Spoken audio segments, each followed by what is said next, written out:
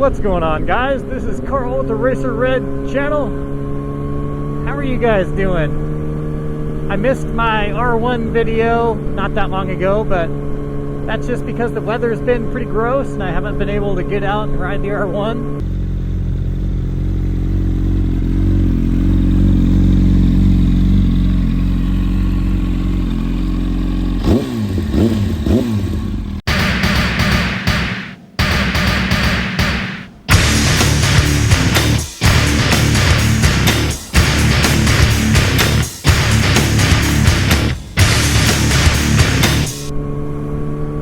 Eventually I run out of R1 videos, so I really wanted to get back on the bike, and for one, I enjoy riding it, and two, I need more R1 videos. It's such a fun bike to ride, so powerful, and it's just, I've said it a million times, but I love a good 1000cc sport bike.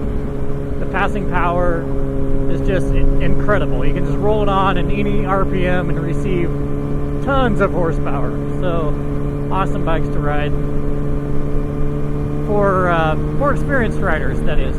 It's that time of year where Idahoans get a little sad. A lot of the time the weather just affects everybody and everybody gets a little bit low. In those moments, my advice would be to change your dang oil. Any of those times where you feel stressed about stuff or maybe down or whatever, my advice is to change your oil, because that's probably getting neglected. Mode of transportation is really important, and so make sure that you keep up on that. You don't want your car going into the red and burning up your engine or doing something crazy on you right in the moment when everything else is piling up. So yeah, make sure you change your oil. Go get it checked. The R1 is amazing, and man, I am sore. It's been almost a week since my crash over in the Oriana Desert, and I got off the bike hard. I got ragdolled, did a front flip off the front of the bike at high speed. Luckily, I caught it on video so you guys could see what happened. Believe it or not, that did hurt. I know that I just got up and started riding again, but there's no point really in crying about it. I mean, there's not much you can do. In fact, there's nothing you can do. So you just gotta push through the pain. I wasn't injured. I was just hurt. So I was all bruised and beat up, but you just keep riding and push through.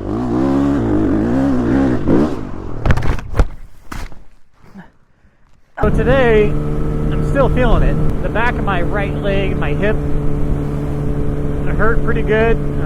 That took a big impact. My right shoulder is inflamed. Every time I crash, it seems like my shoulders end up jacked. No exception this time. My shoulder got messed up, but not very severely. I'm confident that it's just going to heal up and I'll be good to go. That's the thing with riding motorcycles. You're in a dangerous environment. You're an exposed nerve, and every time you go down, it's going to hurt. On the street bikes, you have to kind of view it in the light of you're not allowed to go down. You should never crash your street bike. Here on the street, we have ideal conditions, really not much to go wrong. And I'm not saying that I would never crash a street bike, but I haven't ever crashed a street bike. You should view it in that light. Don't push it. Don't try to do anything crazy. Make sure that you're riding well within your limit.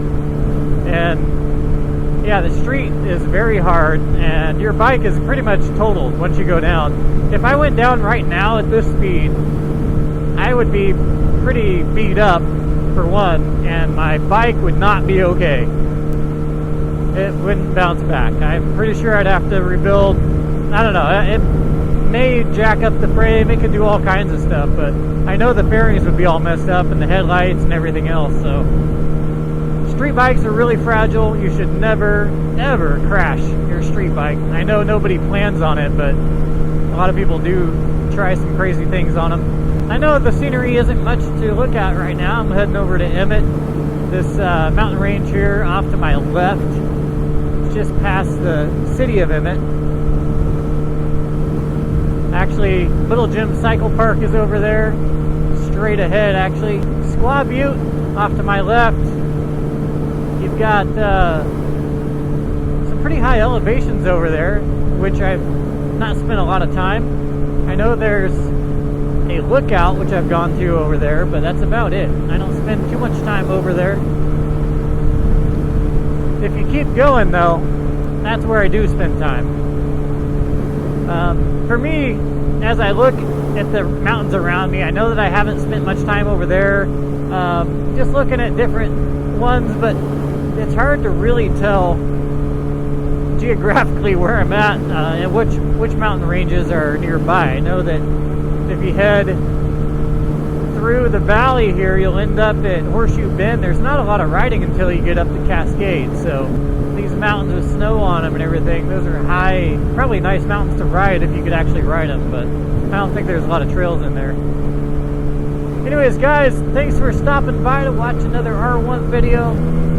Subscribe if you haven't already, and leave a comment. I like to know what you guys are up to, what you think of the video, where you're from, and all that stuff. Catch you on the next one. Peace.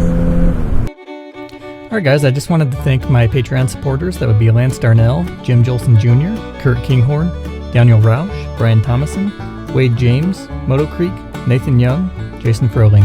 I appreciate each and every one of you guys. Thank you.